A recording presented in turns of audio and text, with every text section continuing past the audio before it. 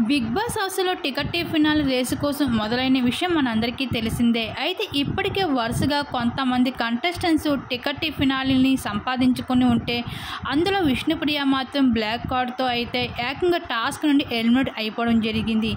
ఇక నిఖిల్ అయితే అడగవసరం చెప్పుకోవచ్చు. తన సత్తాని చాటుకుంటూ అయితే టికెట్ ఫినాలి రేసులో దూసుకుంటూ పోతున్నాడు. తన ఆటలోనే మాత్రమే కాదు ఓటింగ్లో కూడా తన నెంబర్ 1గా నిలబడి ఉన్నాడు. అందరికీ ఆశ్చర్యానికి గురి చేస్తున్నాడు నిఖిల్. గౌతమ్ లాంటి పోటీదారుడితోనే తన గట్టి పోటీని సోషల్ మీడియాలో అందిస్తూ ఉంటే ఇక నిఖిల్ మాత్రం ఏమి చేయకుండానే తన సైలెంట్తోనే కోట్లాది అభిమానుల్ని ప్రేమని దోచుకుంటూ ఉన్నాడు.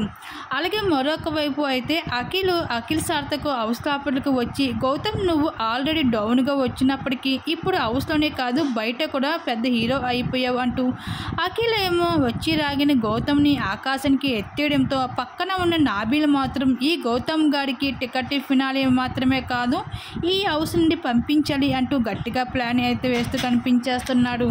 ఈ విధంగా అయితే బిగ్ బాస్ హౌస్లో అయితే నిఖిల్ మాత్రం ఈసారి విజయం నాదే అంటూ గట్టి నమ్మకం అయితే ఉన్నాడు. ఈ విధంగా బిగ్ బాస్ హౌస్లో టికెట్ ఫినాల్ రేసులు అయితే జరుగుతూ ఉన్నాయి.